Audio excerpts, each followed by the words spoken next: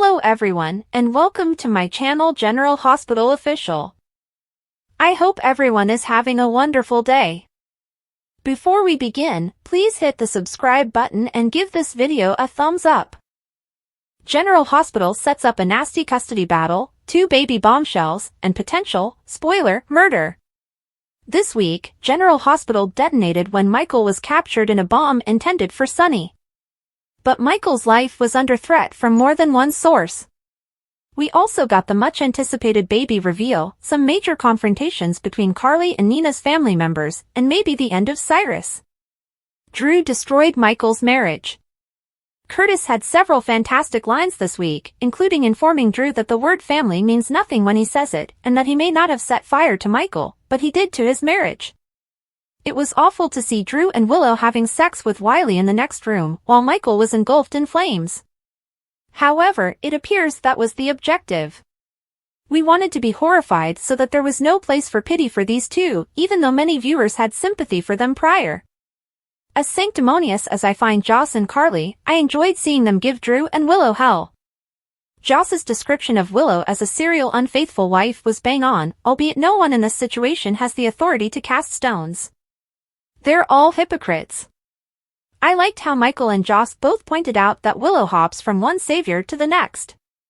I think that's what happens when you grow up in a cult, you're constantly looking for a hero. As much as I disliked the new Drew, Carly was a touch over the line, claiming that all he had done was to play the role of the hero martyr and that he didn't care about anyone other than himself. I disagree, at least with the older Drew. He helped Carly because he loved her, and Willow because she was family.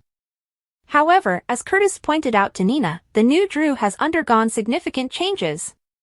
So Carly's remarks apply to his future acts.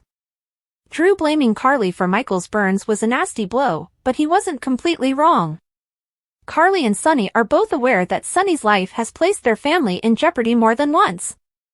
In relation to that, earlier this week, Jason told Sunny that he couldn't let this happen to Danny, and that they needed to work out the departure route Sunny described. It appears like the program may be putting the mob behind them for a bit. Sunny should also consider Donna's and Avery's prospects. Custody battle to come.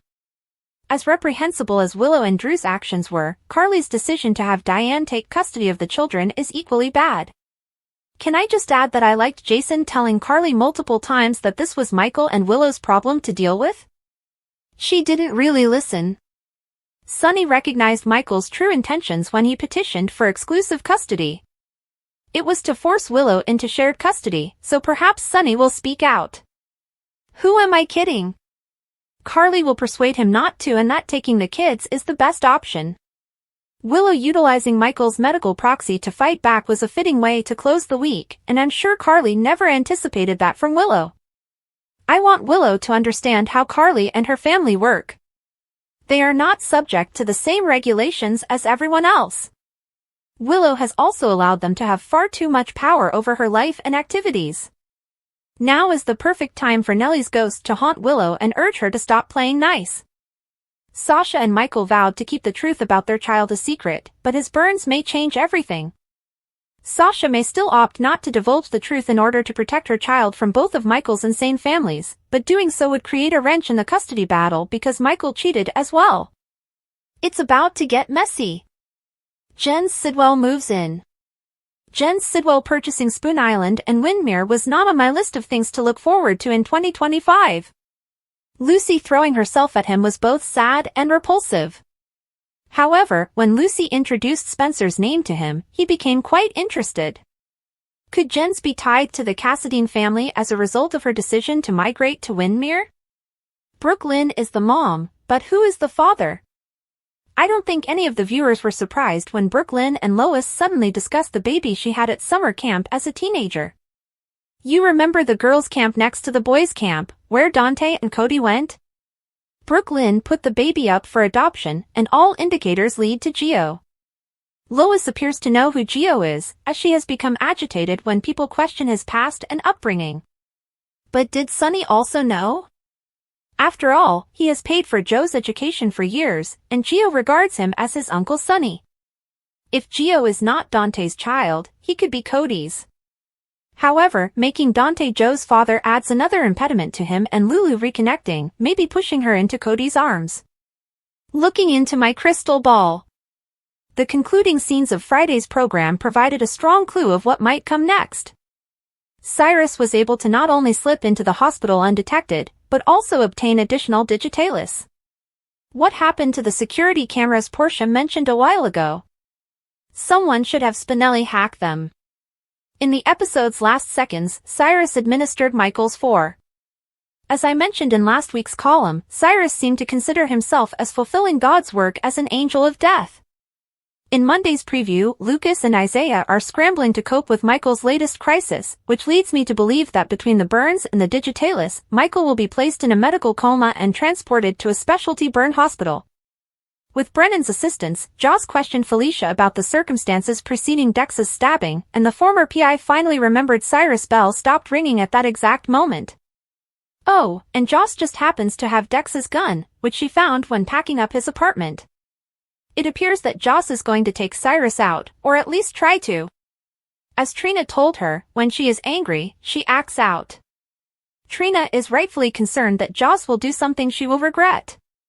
The turbulent beginnings. Michael was born into a labyrinth of deception and danger, and his life took an unexpected turn. Carly Spencer, formerly Carly Benson, became pregnant with A.J. Quartermain's child, but felt him unfit due to his drinking. To protect her unborn kid, Carly claimed Jason Morgan was the father, which Jason upheld out of loyalty. However, Carly's postpartum melancholy caused her to leave Michael in Jason's care. During this time, Robin Scorpio discovered the truth about Michael's paternity and told AJ, causing a storm of tension. Sonny Corinthos, determined to keep Michael safe from AJ's influence, utilized his mob connections to compel AJ into giving over his parental rights. Sonny eventually adopted Michael, cementing the father-son relationship that would determine much of Michael's early years.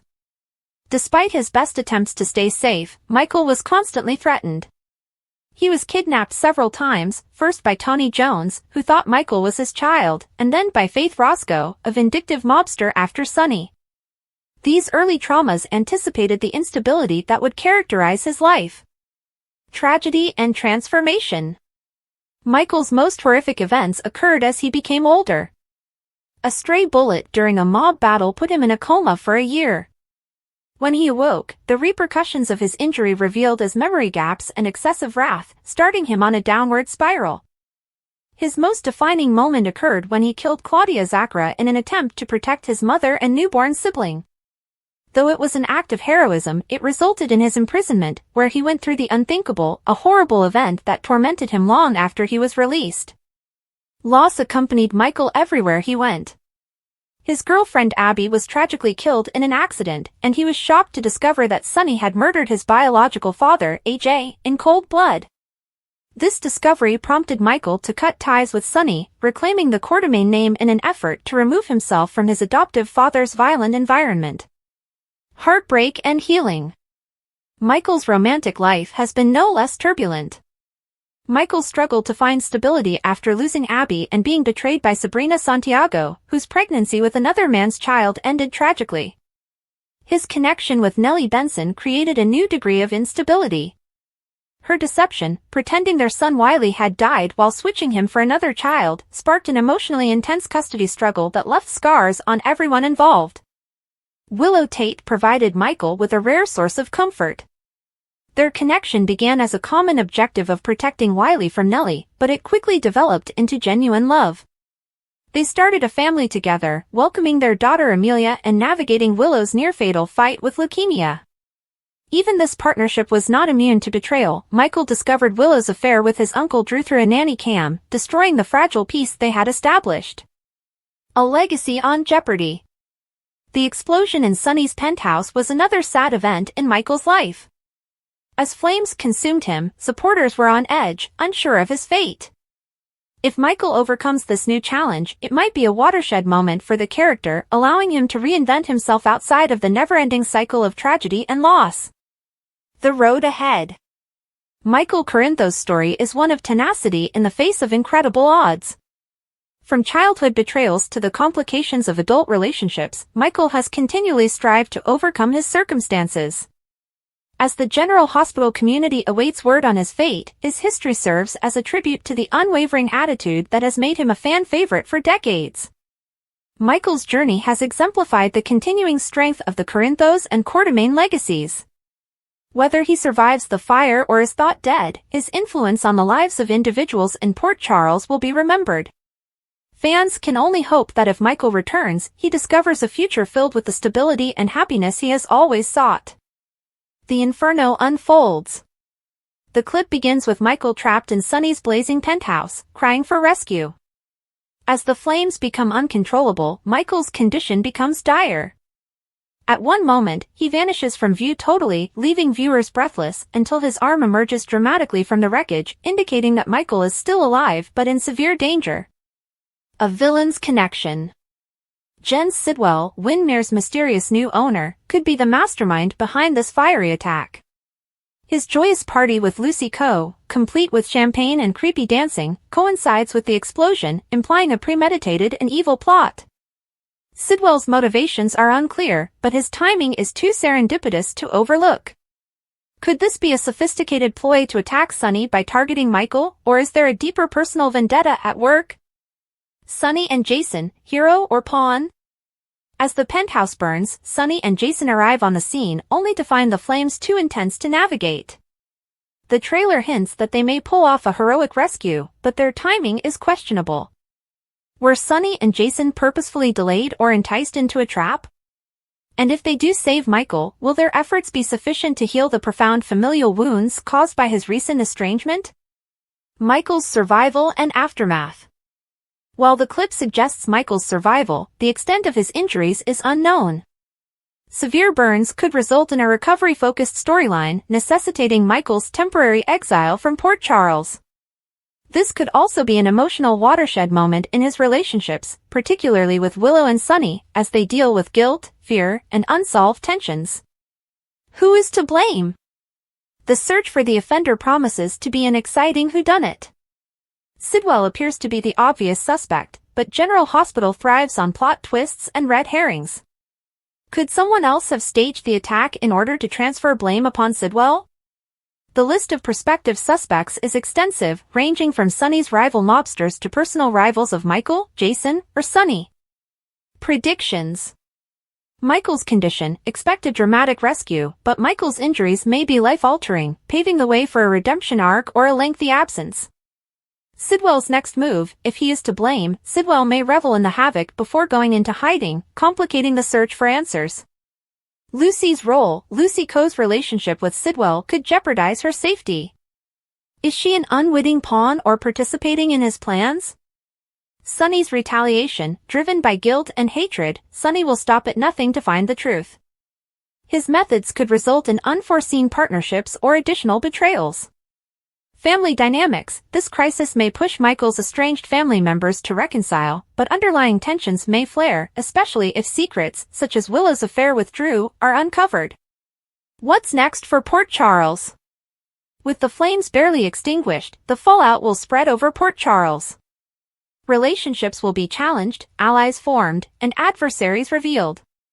Michael's destiny may be in the balance, but one thing is certain, the drama is far from over. What are your thoughts about the explosion and its mastermind? Will Sidwell's role in Port Charles become even more villainous? Share your opinions as we prepare for this explosive chapter of General Hospital. Isaiah's instincts save Michael's life, while Carly threatens Willow. General Hospital teasers for Monday, January 13th reveal that the ABC soap will start the week on an explosive note. First and foremost, will Cyrus Renaud be successful in removing Michael Corinthos? Cyrus crept into Michael's room and put Digitalis into his bag, which is bad news. Still, the GH spoilers for Monday provide some optimism. It appears that Isaiah Gannon will act quickly and devise a plan to rescue Michael's life before something dreadful occurs. In addition, during Monday's GH preview video, a scene between him and Lucas Jones is featured. Lucas asks, "What if we get it wrong?" and Isaiah says, "Michael will die either way." It appears that Michael's medical staff will be informed to something wrong with him and act quickly. Can they save him? CDL says yes. On the other side of the hospital, spoilers for Monday indicate that Sonny Corinthos and Nina Reeves will act as peacemakers between a feuding Willow Corinthos and Carly Spencer. After all, Willow stormed into Carly and Sonny's talk with the physicians near the end of Friday's episode, saying that she had medical proxy for Michael's care. She's doing this in the hopes that Carly will turn over Wiley and Amelia Corinthos, but will she succeed? The preview for Monday's show shows Sonny and Nina discussing a possible compromise. Nina advises him not to waste time on the fight. Carly and Willow's mother-in-law will warn her daughter-in-law not to pursue this path. Willow appears to be conflicted by her actions. Will she continue to dangle her medical proxy for Michael's care under Sonny and Carly's noses until she gets her kids back, or will everyone find a middle ground? In some heartwarming Monday spoilers, Kai Taylor and Trina Robinson will continue to bond. What is bringing them closer, and will they share a kiss? With all of Michael's troubles, fans could use some nice moments between these two. Cody Bell will discuss financial alternatives with Tracy Quartermaine at the Quartermaine home. Perhaps Cody is thinking about investing the $50,000 he coerced Drew into giving him, but Tracy seemed to think Cody's investment decision will bankrupt him quickly. At the mayor's office, it appears that Lulu Spencer will continue to blame Dante Falconeri for Charlotte Cassidy's absence. During the preview for Monday, January 13th, her mother, Laura Collins, will try to talk sense into her daughter, reminding her that Dante did the right thing by following her to Prague. How will Lulu respond to all of this? According to General Hospital teasers, Charlotte may seek out again soon. Lulu will most certainly have another opportunity to bring her back to Port Charles, but in the meanwhile, she will continue to stew about being separated from her daughter. Inferno's catalyst, a city on edge. The early evening air in Port Charles was calm, the kind of stillness that foreshadowed a coming storm. Sonny Corinthos' apartment stood tall against the backdrop of the waterfront, its lights flashing faintly as shadows moved across the city. Inside, Sonny and Jason were due to meet, but an unexpected visitor had arrived hours before: Michael, Sonny's eldest son, who was carrying the weight of an ongoing custody struggle and a failed marriage. For weeks, Michael and Willow had been fighting over their two children, Wiley and Amelia. Though Michael had no intention of depriving Willow of her parental rights, his desire for shared custody had sparked a war of words. His ex-wife, overburdened by the stress of her life with Drew, lashed out at Michael at every opportunity. Drew, now a congressman, exacerbated the tension by portraying Michael as an unfit father, seizing every opportunity to distance Willow from her former lover. The courtroom drama was only part of the storm. Drew's relationship with Nina, Willow's estranged biological mother, became an increasing liability. Their secret connection teetered on the verge of being revealed, threatening to unravel the delicate threads that held Port Charles's elite together. Sparks of betrayal. Hours before the explosion, Michael sat alone in the penthouse, gazing at a photograph of Wiley and Amelia. His imagination raced with visions of their future, of how his decisions would affect the lives of his children. He had no idea that someone had put a lethal weapon within the building's walls, a bomb designed for Sonny but capable of destroying everything in its path. Drew, unbeknownst to Michael, was organizing his own game of deception. Drew made promises to Willow from a remote office in Washington, D.C., taking advantage of her worries and vulnerabilities. Michael's unpredictability is dangerous, he stated during their most recent phone contact. You deserve stability, and so do the kids.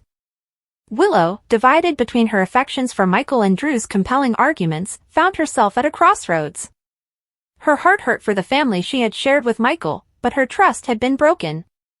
Drew's subtle jabs at Michael's perceived flaws only increased the divide. The explosion, a flame of fate. As the clock hit 9, the explosion shattered the night's tranquility. Flames devoured the penthouse in a moment, and the force of the detonation sent pieces of glass falling down on the street below. Neighbors yelled, and sirens blared as emergency personnel raced to the scene. Inside, Michael struggled against the oppressive heat and smoke, his voice hoarse from shouting for aid. Jason and Sonny arrived shortly after, their hearts sinking at the sight of the inferno. Sonny's face pinched in pain when he learned Michael was still inside. We have to get him out, he stated calmly, despite the commotion around them. Jason, the stoic guardian, charged forward, holding a fire extinguisher.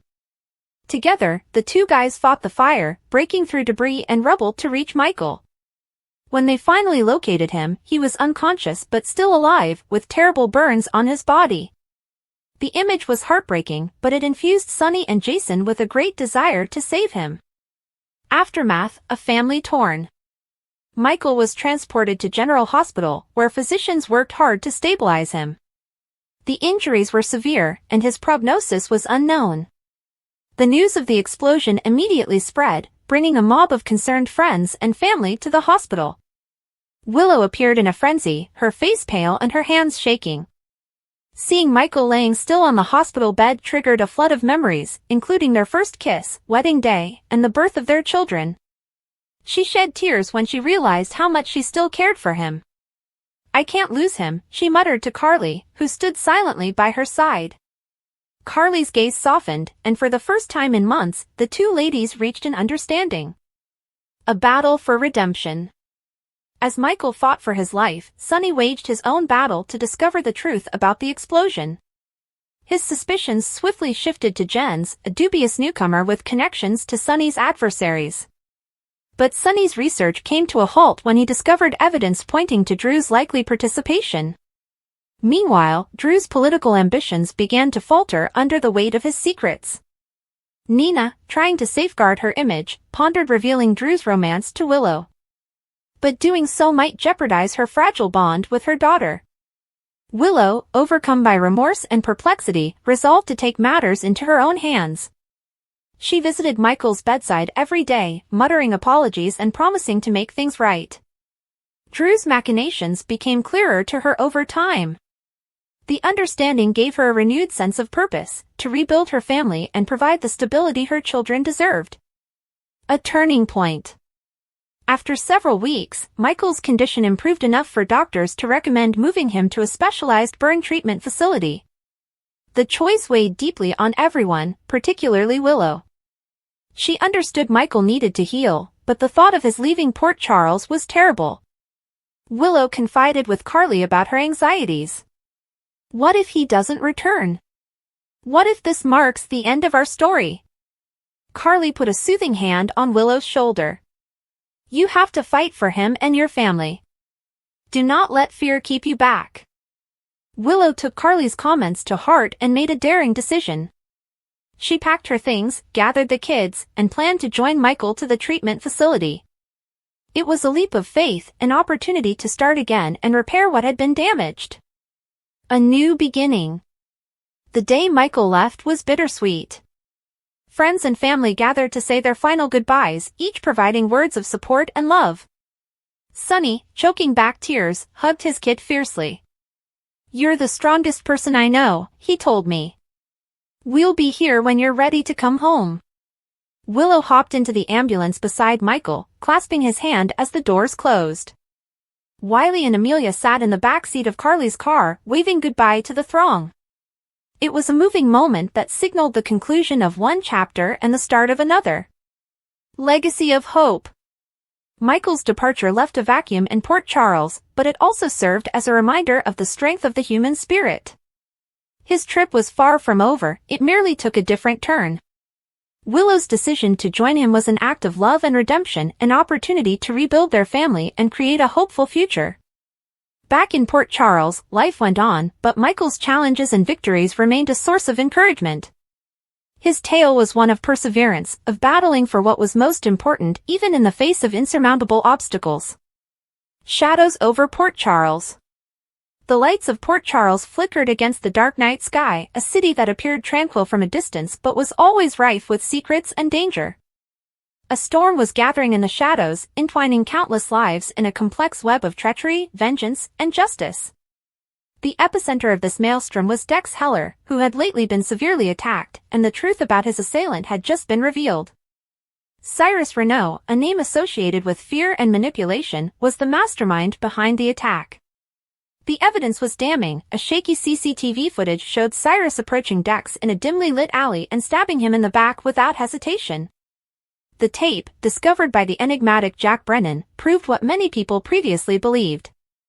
But, with the truth in his hands, Jack found himself at a crossroads, his every step hampered by his nature's duality.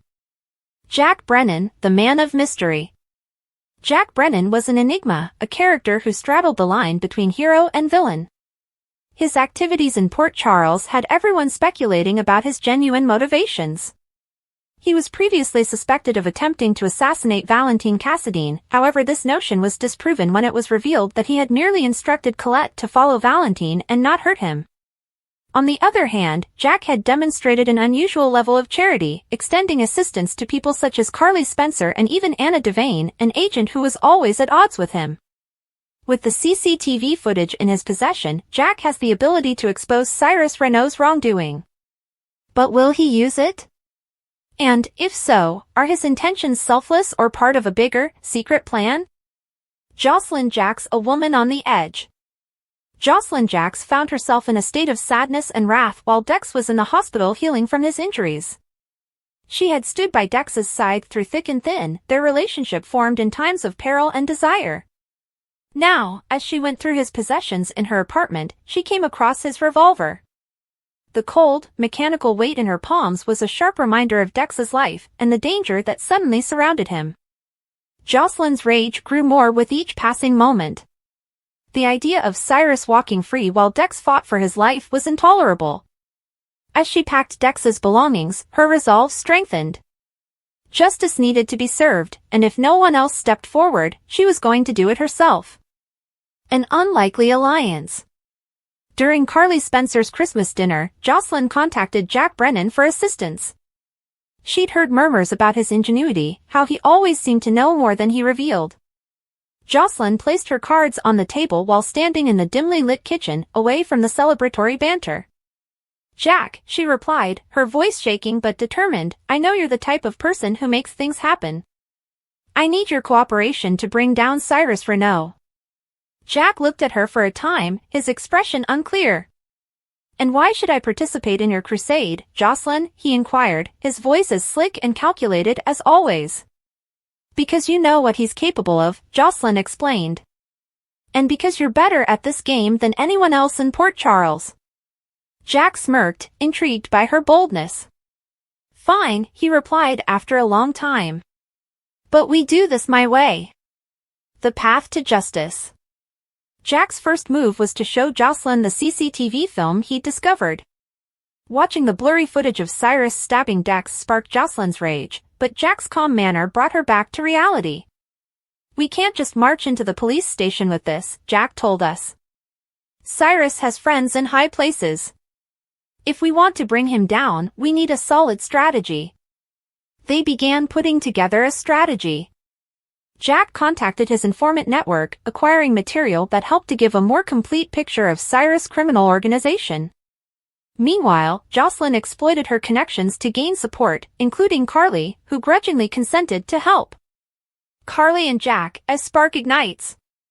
Carly Spencer had always been extremely protective of her family, and watching Jocelyn so desperate to avenge Dex increased her admiration for her daughter. But it was Jack's involvement that really took Carly off guard.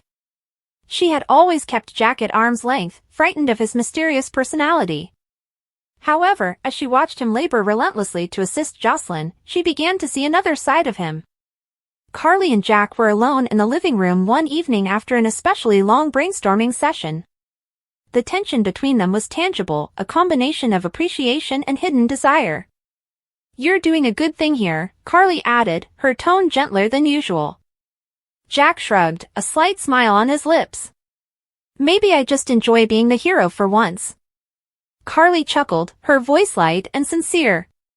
For a brief moment, the weight of their plans seemed to lighten, giving way to an unexpected spark. The final confrontation. With their strategy in place, Jack and Jocelyn set things in motion. They disclosed carefully selected bits of evidence to the authorities, guaranteeing that Cyrus could not hide his tracks.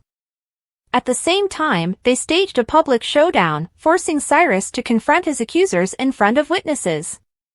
The confrontation took place inside the Metro Court, where Cyrus had been presenting a charity banquet. Jocelyn, surrounded by Jack and Carly, confronted him in the middle of the action. "Do you think you can get away with what you did to Dex?" Jocelyn demanded, her voice booming around the room. Cyrus smirked, his cool manner indicating no fear. I don't know what you're talking about, little girl. Jack moved forward, holding a USB drive. This indicates otherwise. It is over, Cyrus. Justice served. The proof acquired by Jack and Jocelyn proved to be Cyrus' undoing. The authorities had no choice but to act, detaining him on accusations that would see him spend the rest of his life in prison. For Jocelyn, the victory was bittersweet. Dex was still recuperating, but knowing Cyrus could no longer cause harm to others gave her peace of mind. As the dust settled, Carly found herself drawn to Jack in unexpected ways. Their common goal had established a link that neither could break. It was unclear whether it would lead to anything more, but for the time being, they were satisfied to let things play out organically. Thanks for watching. If you like this video, so please don't forget to subscribe my channel and don't miss any update.